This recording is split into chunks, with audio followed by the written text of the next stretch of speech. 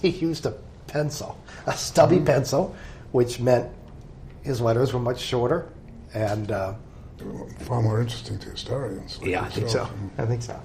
Okay? Okay, great. Let me ask you, sort of picking up off of what we've talked about, if one of the themes that's developed in the course of doing this series, and we've talked to about 50 people so far, that I'm not sure I would have predicted in advance, is the nature of conservatism, economic and social, and how it's evolved during the period of Dole's public life. If you look at 1976, the Republican Party was in many ways had a Midwestern base. It still had moderate and liberal components. The two candidates that year had each been in Congress, had each fought in World War II, had each experienced the Great Depression. I'm sorry, we're talking 76? In 76, yeah, with Ford and Dole. I'm sorry, on the Republican, on the Republican ticket. No, absolutely, yeah. And I can't tell how many times in the course of my association with him, Dole would quote from the Eisenhower's farewell address, not the part about the military-industrial complex, but the part where Ike talks about plundering the future of our children and grandchildren by excessive spending today. The point being, that generation, for that generation, the idea of shared sacrifice was a norm. And to some degree, I assume that found reflection in their approach to economics and particularly budgeting. Fast forward sort of to what we might call the post-Reagan conservative. It's a very different animal, isn't it? Indeed it is. And what do you think of the factors contributing to the decision by conservatives that fiscal responsibility is no longer a defining mantra of what it means to be a conservative? I think if you go back, the Republican Party was truly a party of conservatism in the sense that it believed in a set of values in which you paid for what you got. In other words, I like to say they believed in double entry bookkeeping, that there are costs and there are benefits, and you're supposed to essentially do the same thing in government that a household does, namely you balance the budget. And I recall very specifically Eisenhower in a tape I saw in recent years, I think it may have been 56, I'm not sure, in which he was apologizing to the American people for a $4 billion deficit. And the general view of the Republican Party, and indeed a significant part of the political class, was that balanced budgets were not only prudent but ethical. Then you had the emergence of Keynesianism beginning to arise in the 60s. It wasn't, because even Jack Kennedy, for example, was staunchly opposed to budget deficits, and indeed when Walter Heller, who was chairman of the Council of Economic Advisors, coming off the Keynesian base, which had built up very significantly in the post-World War II period, largely in the universities, but not in politics. The first real break occurs when Jack Kennedy was talked into a significant tax cut in order to boost the economy, and the argument that the balanced budget goal was inducing significant restriction on the way the world worked. And the effect on the economy of the tax cut actually was precisely what the Council of Economic Advisors had forecast. It never happened again, I might add. And that was the last forecast that worked. But it started a very significant erosion in the notion that had prevailed for a very long period of time, namely that appropriate fiscal policy should replicate household budget policy. And once the breach was there, then you began to get the two parties exploiting it, the Republicans on the tax side and the Democrats largely on the spending side. I mean, I would argue with my fellow Republicans, I say, in other words, you're telling me you want a tax cut with money borrowed from the American people? It doesn't strike me as the appropriate approach to the way one ought to be a Republican. And as the years went on, so-called supply-side economics emerged, which in its original form was that you cut taxes and they pay for themselves. When that became sort of very difficult intellectually to maintain, then they moved to the argument, which was actually accurate, namely that a significant part of a tax cut is recouped in the revenues that are in the process that occurs because the economy expands. But that became the basic mantra. And finally, as the years went on, and as I say in my book, the Republican Congress, when it came in 94, still had a general view, partially supply side, partially double entry bookkeeping.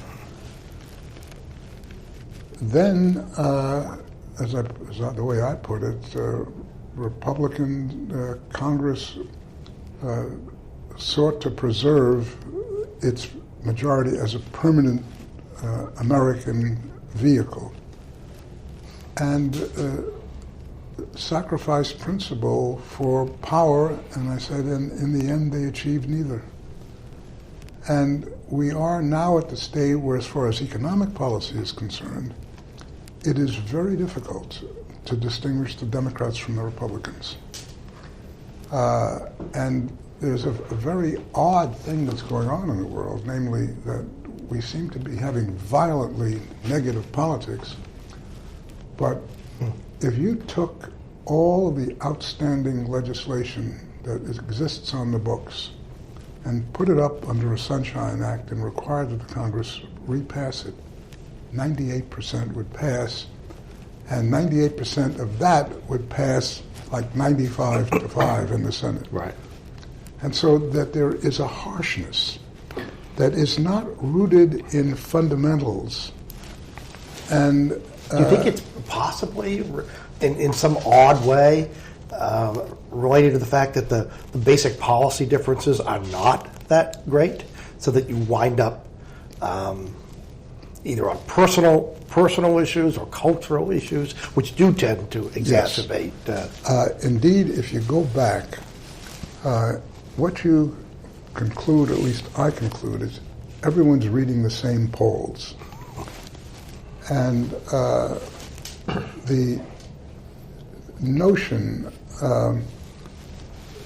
that you could tell your constituents that they are wrong is no longer there.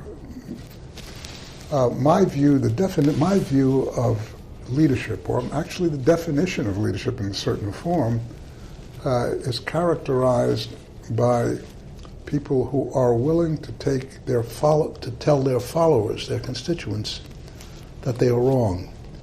It is extremely rare today. The vast proportion of, quote, leaders are themselves followers. Yeah. What they follow is the polls which tell them what they have to believe. And that's a different world. I have to ask you, apropos of what we talked about earlier, in the State of the Union address in 1975, President Ford famously said something that no one has ever repeated since, that the State of the Union is not good. I remember it distinctly because we discussed that in some detail. And see, the one thing about Ford, and Dole has much the same characteristics, is that the truth matters. Yeah. And that if you have character, you tell the truth. I mean, I was brought up as a Coldwater Republican. And I very distinctly remember the '64 election in which he took positions which he knew would make him lose. But it was far more important for him to essentially say what he thought was right. And indeed, while he did lose by a huge majority, as you know, he did set into place a new Republican Party, which essentially existed until recent years, in the sense that the issue of cultural conservatism was not part of the agenda. And it largely changed. And you're quite right. What distinguishes the Republicans and the Democrats, mostly at this particular stage, are things which are creating problems for people like me. I'm a libertarian. And I'm far more interested in the old principles that Goldwater, Reagan, and Dole have essentially been pressing for years. And part of that was a notion that we live under a constitution which requires compromise. If you are in a democratic society in which everyone is free and encouraged to state their own individual beliefs, of necessity, there will be very significant differences. If the government is going to run for the sake of all of the people, they clearly have got to compromise not their principles, but their tactical applications of their principles. And that used to be the mantra of the way the government worked. And Bob Dole was a classic case of that. I mean, he would have fairly strong principles, but when it got down to actually creating government policy, he recognized that if he could get 51%, he thinks that would be terrific. But he also understood, which very few of them understand today, that if you demand 95%, you will get a zero. And we have a dysfunctional government right now. As you know, the polls on Congress are awful. And my only, I think it's like 28% approval rating, and I said to myself, what do the 28% know that I don't know? Well, it's funny you mentioned that because, again, one of the things that comes through in this whole process that I don't know we anticipated was the degree to which the trajectory of Dole's career, particularly, say, from the mid-'70s through the mid-'90s, takes in this transforming period when, first of all, if you look at Ford and Dole, Midwest, there's a, apropos of what you said, Midwestern Republicans of that generation were conservative, and they were consistently conservative. They had a healthy skepticism about government, a profound suspicion of the notion that government could transform human nature. But beyond that, they were equally suspect about, I don't want government in the boardroom, I don't want it in the classroom, and I don't want it in the bedroom. And indeed, a host of social issues were things you didn't talk about. I mean, there's a kind of decent reticence about. That's exactly, the word decency was always a critical term. Yeah. You just, that was someone else's business. You didn't intrude on their business, and you certainly didn't legislate to regulate their conduct. Yep. And that obviously is all gone. And so here you have Dole, whether it's the new mantra of supply side or this new kind of cultural conservatism, who in some ways is chasing a caboose. I mean, as it recedes over the horizon. And I'm not sure he was ever terribly convincing in that process, trying to present himself as a sort of a Reagan-esque conservative. Mm-hmm. Does that make sense to you? Or Yeah, what? no. Bob Dole trying to be non-Bob Dole is about as difficult a notion as I can imagine. Yeah. Also, there's the old line about the American people are philosophically conservative and operationally liberal. George Will famously said in 1980, the American people are conservative, they want to conserve the New Deal. Yeah. But that, to one side. What about this dichotomy between, you're absolutely right, that in poll after poll, people say they want the parties to work together, they want to transcend harsh ideological differences, and yet legislators who do that don't seem to be advanced in their presidential prospects. There seems to be, at one and the same time, a desire for legislators to legislate, whatever it takes, and at the same time, almost a distrust or suspicion of them when they do, or at least that set of skills don't seem to translate into running for president. And Dole's a classic example. Why do you think that is? Well, I hate to tread on in your profession, but I think it basically goes back to Lyndon Johnson's famous alleged forecast in '64 when he signed the Civil Rights Act, when he said, I'm going to do significant damage to the Democratic Party for the next generation or something like that.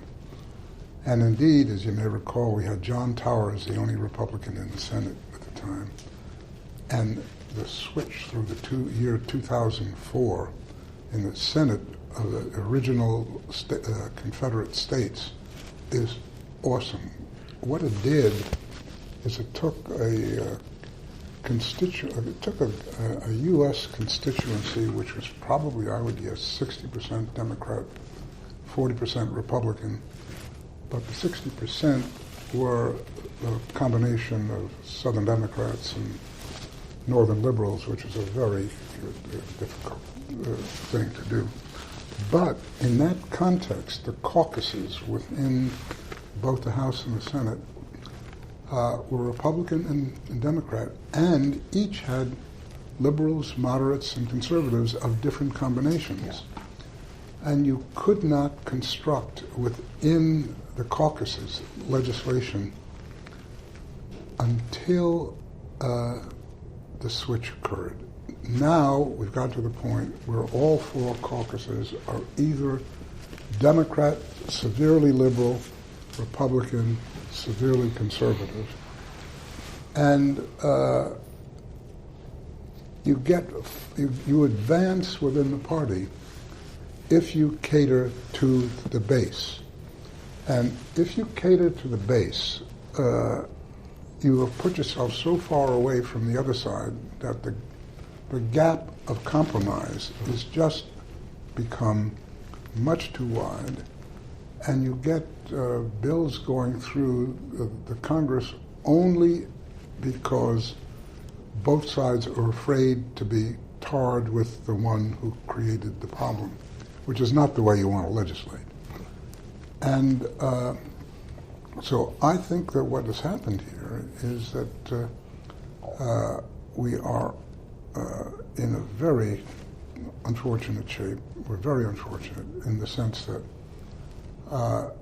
the Democrats clamored for a long period of time that they could do better than the Republicans.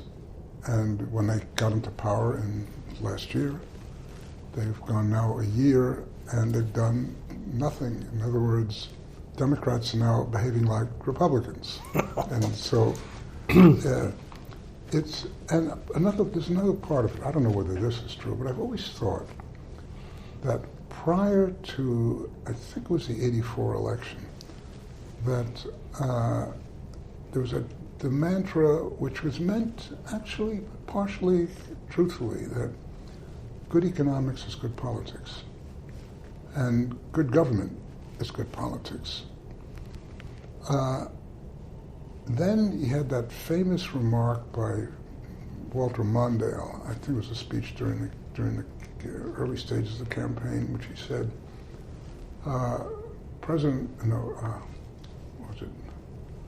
I'm going to raise your taxes. So will President Reagan, but he won't tell you.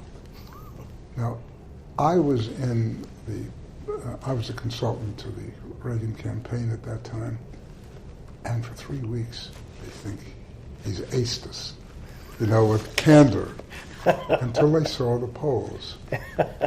And I think that was a major force engendering negative advertising, which you soon found that the pollsters were telling the politicians, negative advertising works.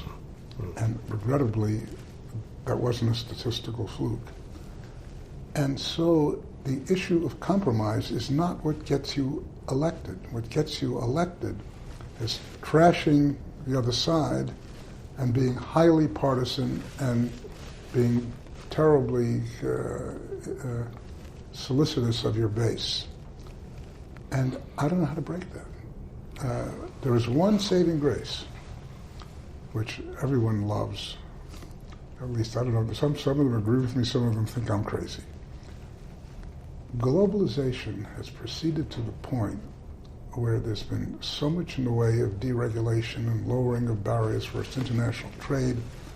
Then you may remember the bipartisan deregulation in the United States in the early 1970s of the whole transportation industry, then finance, and then the oil and energy industries all went down.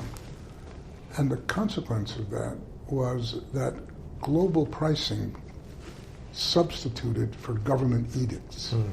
And so a significant part of the numbers of decisions which government makes, which affects the individual lives of the people, has gone down quite measurably.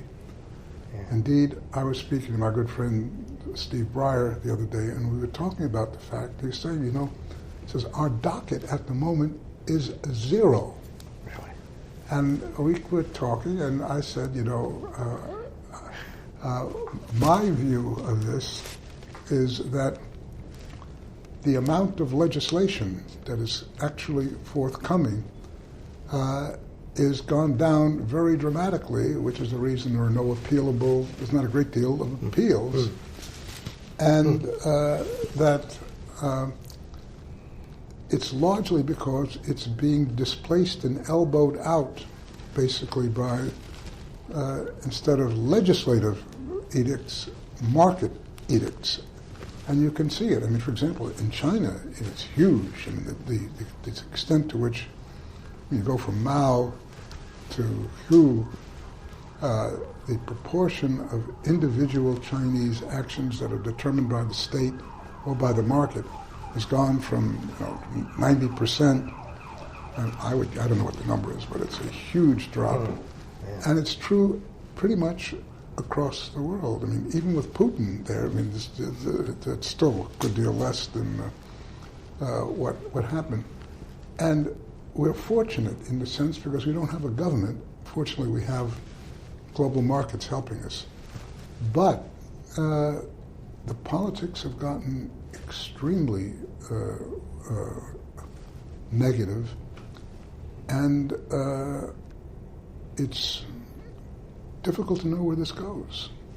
Well, it's interesting because Dole, in some ways, is almost swimming into that stream. I mean, if you go back to the early 70s, of course, he was known as the sheriff of the Senate, the RNC chairman who defended Nixon, and famous Democrat wars line in 76. Well, I interviewed Walter Mondale 2 weeks ago in Minneapolis, and I said, Mr. Vice President, I've been wanting to ask you for 30 years, when you were standing in that debate and Dole brought up Democrat wars, did you say, thank you, Lord? And he said, well, Bob had an off night, but he did say something fascinating. He said, surprisingly, in our preparations, the last thing someone said is, don't be surprised if he blames World War II on the Democrats. And he said, we politicians, we're not very smart. He says, we get a few applause lines and we just recycle them over and over again. But I mean, that defined him going into the 80s as some people said a hatchet man, but certainly, a negative, a partisan, someone defined by partisanship. You know who one of his major consultants for that debate was? Yeah. Me. Really? And when he got up there, and I mean, I filled Bob all full of economic stuff, and I was, primed he was going to really take Mondale apart. And he, I'm no longer surprised, but politicians listen very thoughtfully to their consultants, shake their heads, and the consultant thinks, he got it, he's going to do it. And it became a foreign policy debate to a substantial extent. And it was a very interesting experience because I was, still pretty wet behind the ears seeing that. But, I think that was a defining moment for Bob Dole. Fortunately, he's recouped over the decades, but he was coming out of a hole. Well, and I wonder whether for him in 1980, the chance as chairman of the Finance Committee to, in some ways, remake his reputation, or at the very least, he talks about it as the difference between, issuing press releases in the minority and actually getting something done. And so a combination of factors. But you would agree that he's evolved significantly from the mid-'70s. Oh, absolutely, yeah. No, he became I don't know whether you've been aware of this, but he was, for example, a significant player in the Mexican crisis. Really? Because... This was during the Clinton... 1995. Yeah, yes. How so? Well, the Mexicans came to us and said, we are broke. In other words, we cannot sell dollar-denominated short-term paper anymore. And I remember a meeting at Treasury in which finance minister and central bank governors came up, and we sat with them, and it looked as though it was a real disaster, which would have very important implications to the United States. And so the group of us, which at the time was Bob Rubin, who had just become Secretary of the Treasury, Larry Summers, me, and a number of other people in our entourage, plus the Senate and House leaderships, all came together under Clinton's request to the Congress for adequate funds to basically bail him out. And the irony was, one of those who were very early on pushing a very large number was Al D'Amato, who is usually, of course, as pressures built up politically, Al was seen running in the wrong direction. But what was very interesting there is that Dole and Gingrich stood behind Clinton to use his authority, which is somewhat ambiguous, of the funds in the Exchange Stabilization Fund, this was the vehicle which developed as a result of the devaluation in the 1930s, where it was a big sort of book profit, and it was created to stabilize currencies. It was never used for that. And Dole supported Clinton against the political uproar, and that was a rather different Bob Dole from what people had thought. And I thought it was a rather courageous act. Were you involved at all in the whole negotiations surrounding the government shutdown? No, not really. You didn't say, because clearly there was a divide between Dole and Gingrich, and not to get overly personal, but between Dole's style and approach to getting things done and what had become the sort of more fiery, if you will, approach of the House Republicans. Did you observe that? In action? He had to be hiding under the couch not to see it happening. And how difficult was that? Again, it's part of this theme of Dole, who's trying to lead a party that in many ways really wants to go in another direction. How did it look to me or so? Yeah. I don't recall, actually. I was observing it with grave interest. And at least, I was saying there's sticking up for principle here. I don't know what's going to happen, but, It was more Goldwater than it was Bob Dole. That's fascinating. Talking to someone who was in the middle of all this earlier this week, and she said at one point this had gone on, and Dole was really sort of out of patience with his nominal allies, and he finally said they wanted to extend it still further, and he finally said, I'm not gonna do that. He said, those people, referring to the House Republicans, very few of those people have ever had to worry about living check to check, and whether it's Social Security or veterans or other folks. And he says, I'm not going to put the people who do. He was very severely poverty-stricken during the Depression. Yeah. As I remember somewhere reading that the family actually rented out the house and they moved down into the basement to live, which is sort of gets you. It does. And I've often thought there's a streak of populism in Dole. Oh, yeah, absolutely. And, in fact, where we tend to disagree, it's usually when that pops up. Really? How so? Can you think of an example? Well, I can't think of any particular examples, but I'm more economically conservative than he. He's willing to do things which I would be very uncomfortable doing. And one of the reasons, when I actually first became chairman of the Council of Economic Advisors, Bill Simon, who was then Treasury Secretary, no, it wasn't Bill, it was Rumsfeld, who was Chief of Staff. He said, we want you to be the spokesman for the administration on economic affairs. And I say, I can't do that. I can't do that because many of the things you're doing, I can't with a straight face support. And I do support in general, and I do recognize that what I said before, that it's necessary to compromise to make the system work, but I can't go out and defend things conceptually if I think they're wrong, because somebody's going to ask me a question in which I'm going to say, you're right, I was wrong in what I just said. Yeah. So it's in that sort of context where I would be unable to do the types of things that an elected politician must do. Yeah. How difficult was it? I mean, Dole clearly was not a supply sider.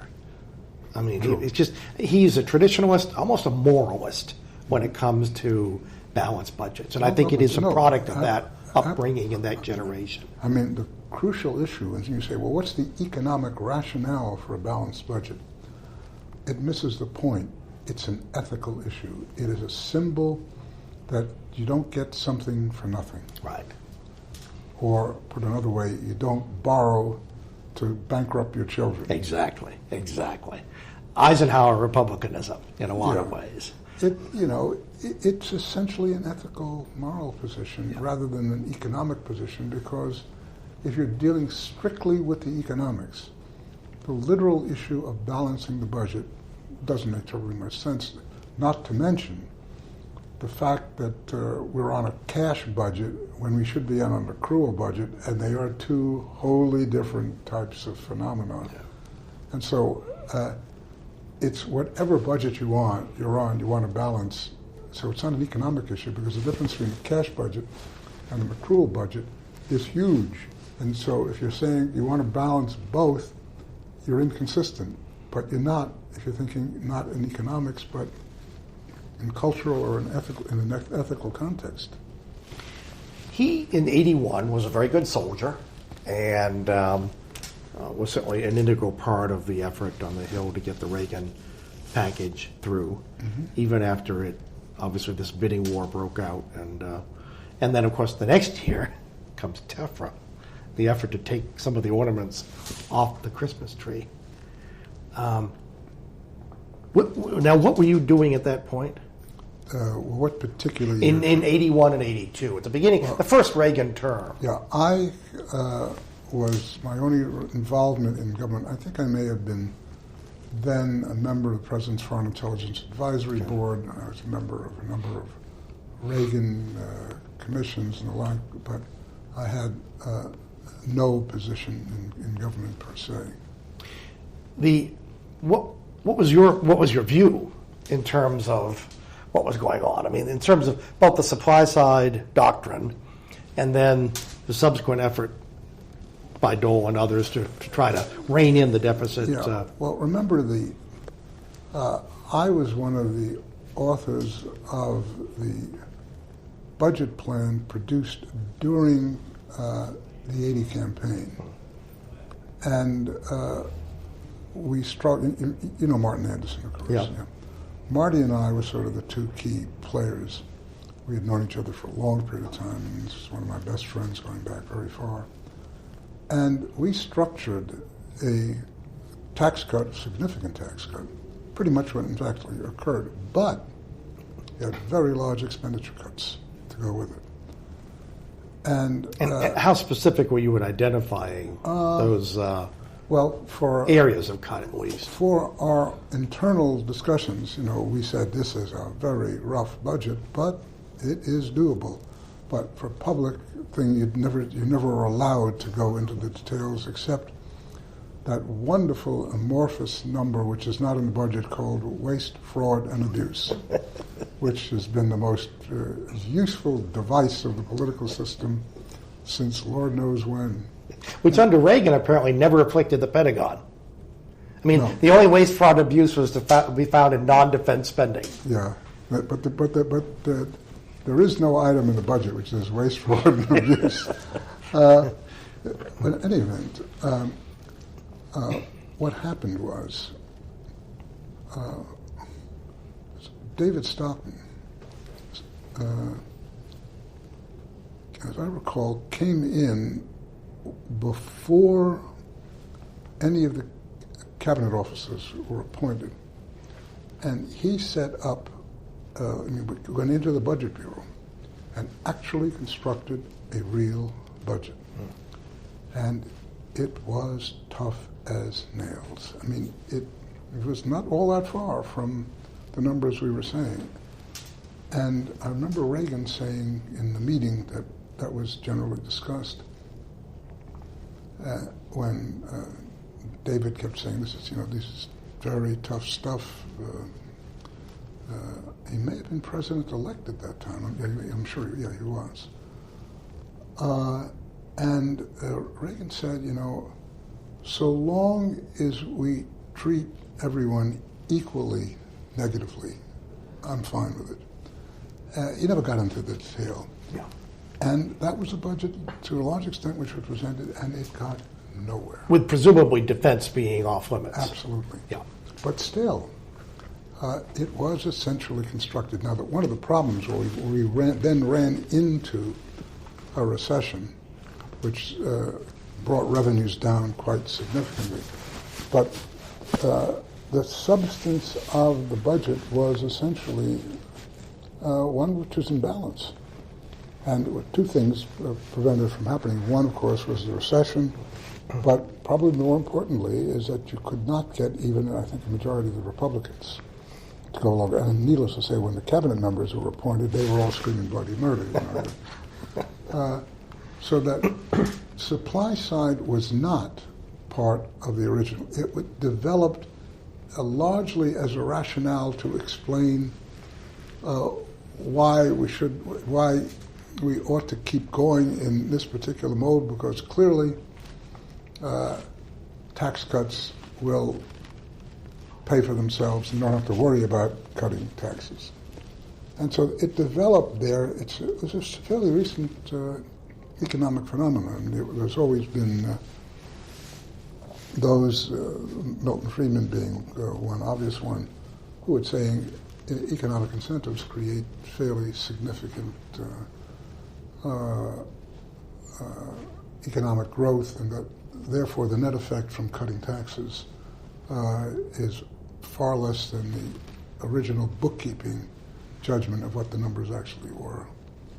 But as a, quote, philosophy, it emerges basically with, I guess, the Art Laffer's napkin and the supply curve. And tell me about the origins and history of the Greenspan Commission, because clearly Dole was a significant part of all of that. But someone has described the commission and the action finally taken on Social Security as statesmanship propelled by panic. The panic presumably being the looming immediate crisis of Social Security. Yeah. First of all, Reagan came in with that year with well, first of all, it had been very clear that the trust fund was going to run out of money. And by statute, you can only pay benefits to the extent that you have basic monies in the fund, so that effectively they would be paying less than 100 cents on the dollar. And that was a political potential disaster, which everyone said, we've got to get it solved. Reagan projected fairly significant budget cuts, which the Congress slapped down all over the place because he was essentially trying to make it work.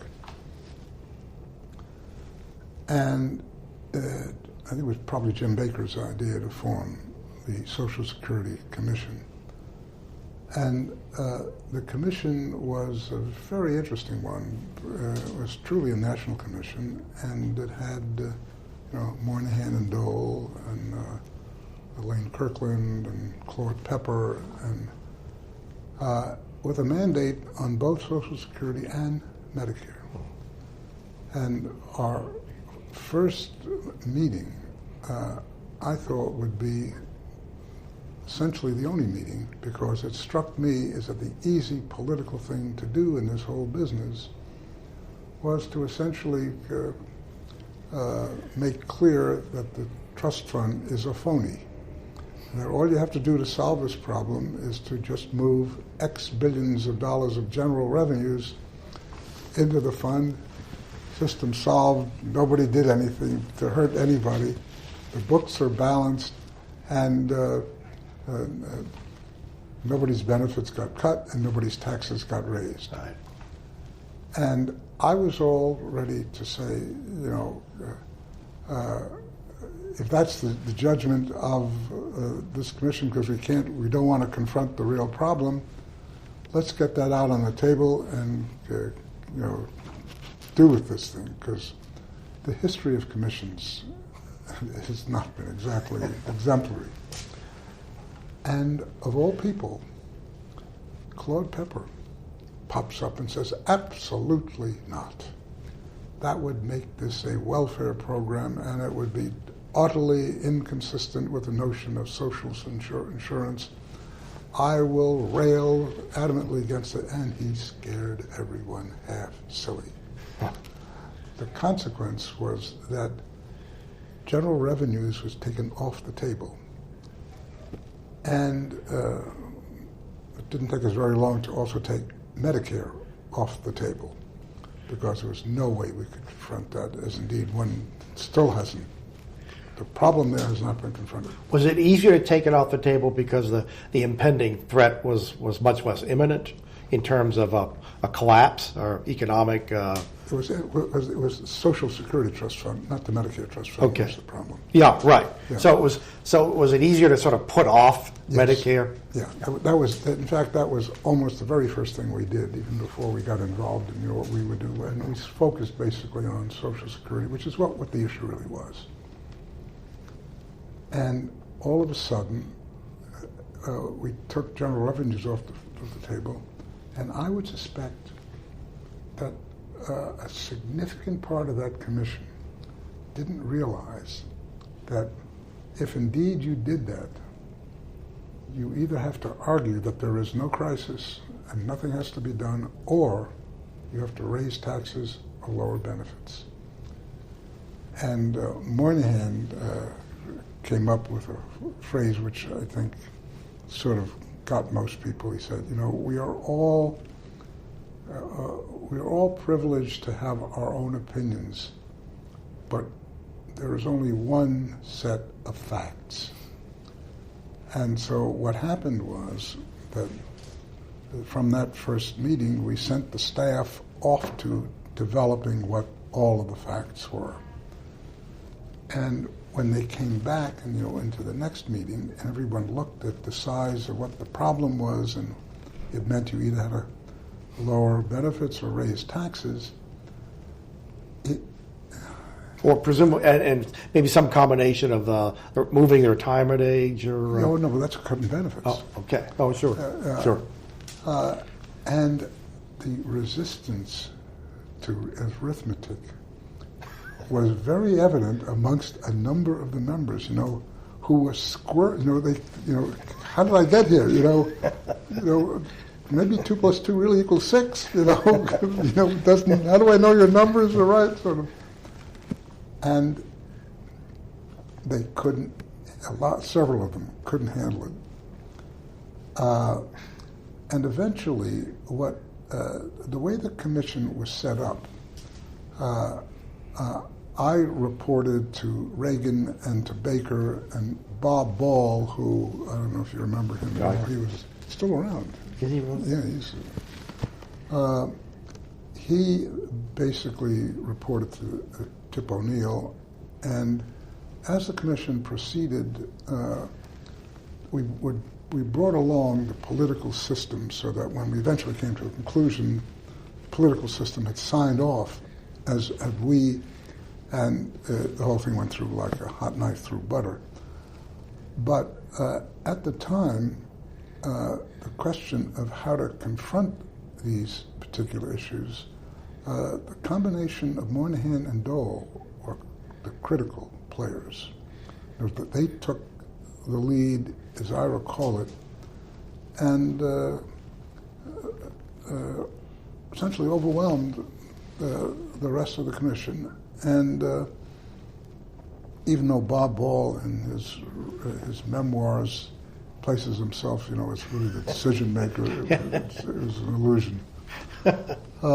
And it turned out to be one of the most successful presidential, and I should say national commissions. And the reason is you had 2 senior senators, both of whom are fundamentally from the same school, historic school of how you compromise. And they did. And if Dole and Moynihan didn't come together in the way they did, I'm not sure that commission would have worked.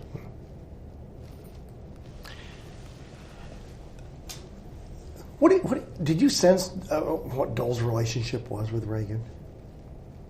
Yeah. No, their personalities were so different, and clearly Reagan's ideological base was actually more conservative than his public persona.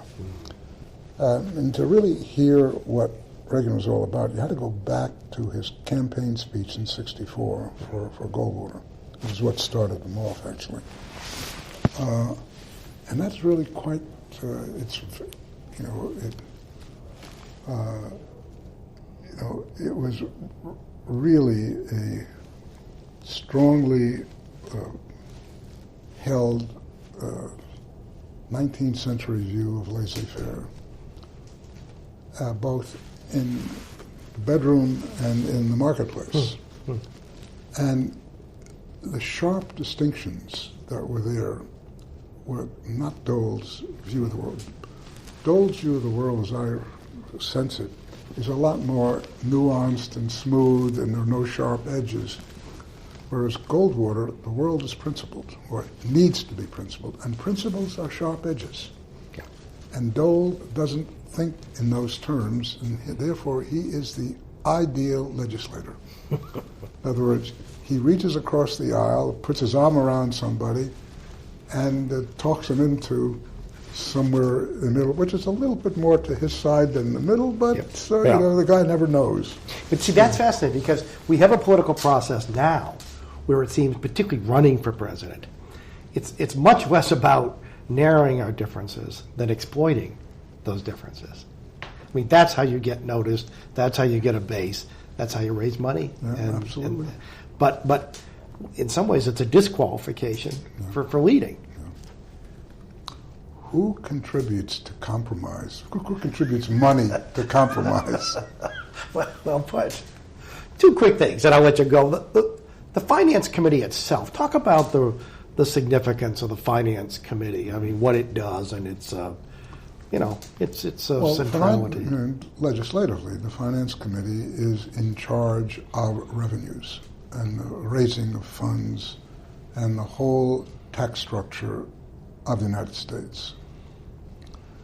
And while revenue measures originate in the House, the Senate Finance Committee is a formidable part of the process.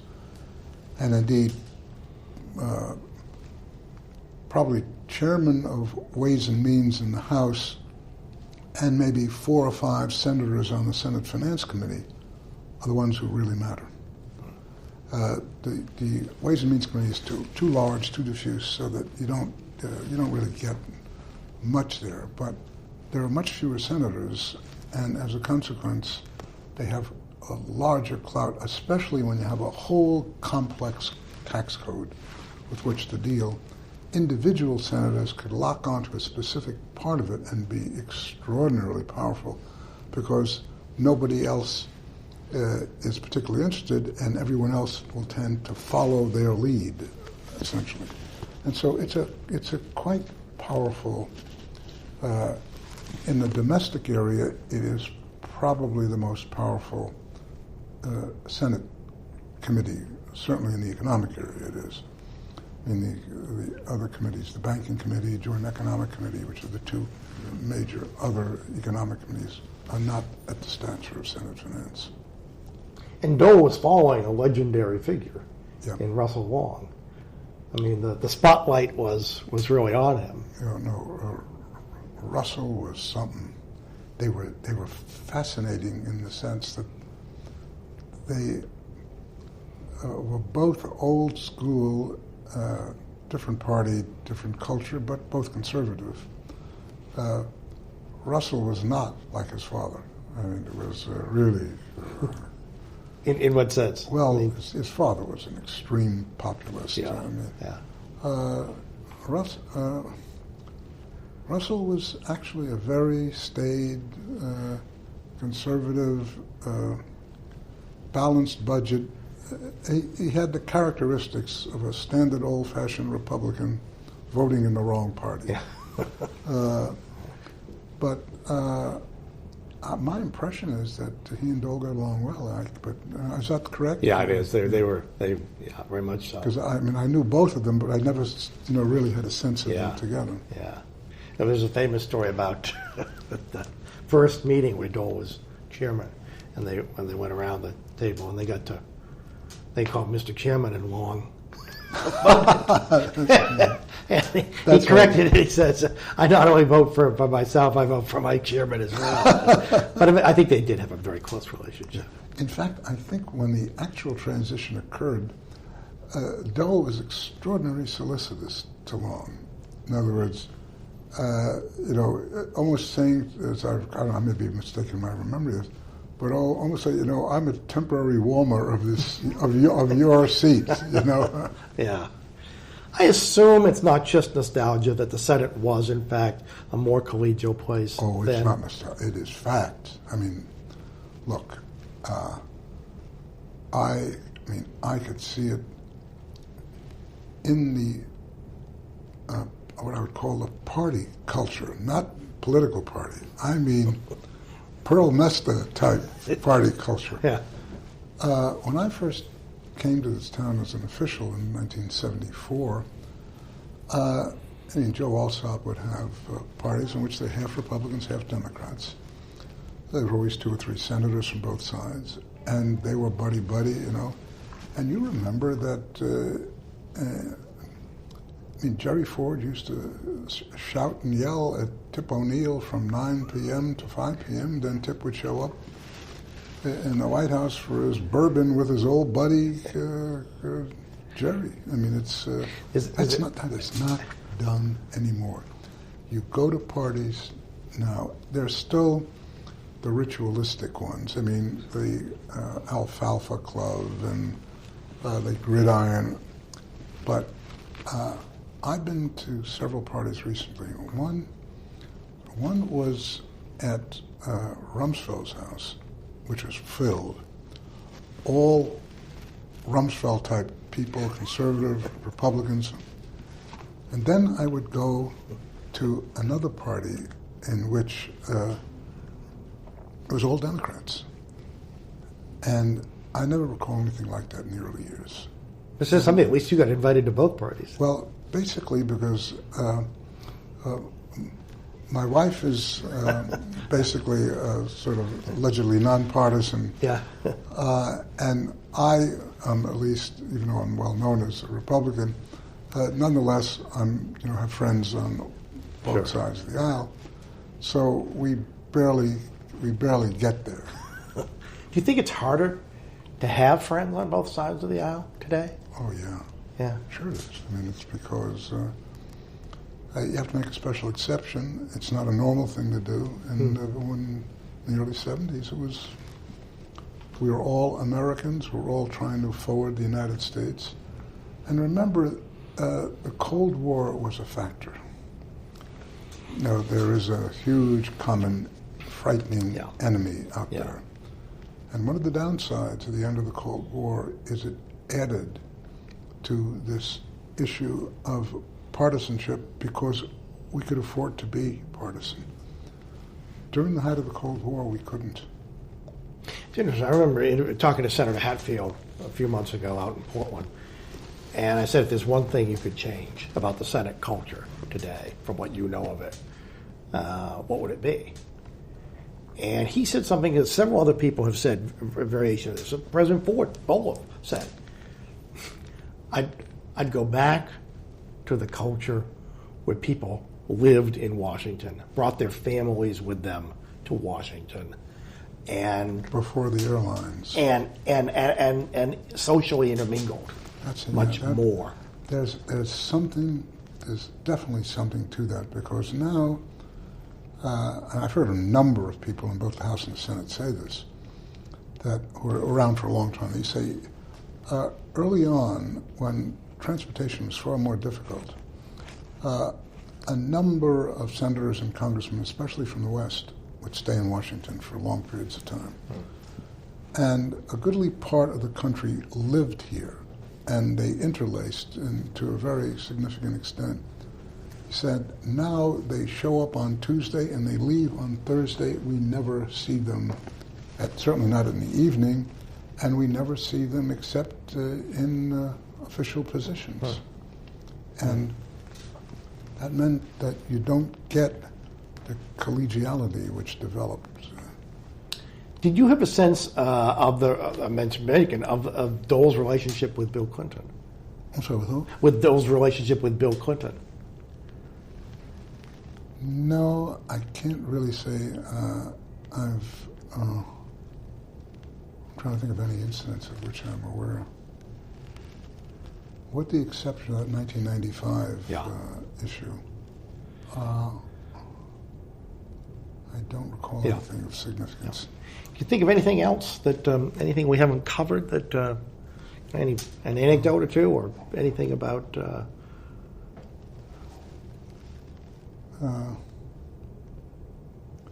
I don't think so. I'm just trying to remember if there's. I mean, one of the things that's interesting is, the 88 race between Dole and Bush got pretty nasty. And there was some real doubt, I think, in the White House as to what kind of legislative ally Dole was going to be. But it clearly, Dole has this capacity to put things behind him. And loyalty trumps. And he's also part of a generation that reveres the presidency. Oh, yeah. If you're president of the United States... It's you're a different person. It used to be, remember the old cliche that whoever gets elected president, no matter what it was, he was, and when he walks into the Oval Office, is a different man? Yeah. That was the old thing about Harry Truman. Right. And there's an element of truth in that.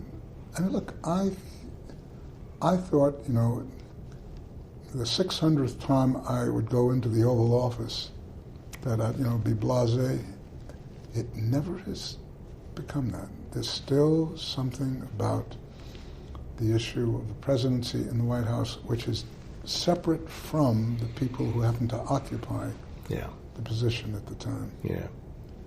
And I may be old-fashioned on this, but that's the way Yeah, no, the world was. How do you think Dole ought to be remembered?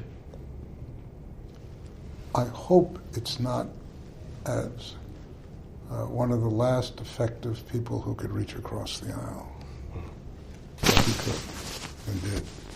And was, I would say, a representative of what is good about America. I mean, the sense that we are really unified as a people. I mean, our values are locked in the Constitution and the amendments. It is extraordinary to the extent that aside from pushing and shoving at the margins, there's been very little change in the Constitution, which is a real fundamental document which unites 300 million people. And those who don't like it go elsewhere. And essentially what happens is that children are brought up in the context of revering those values. And I don't think any but a very small proportion know how special that is. Dole is quintessential American. Oh, that's great. Thank you so much. This was fun. This was the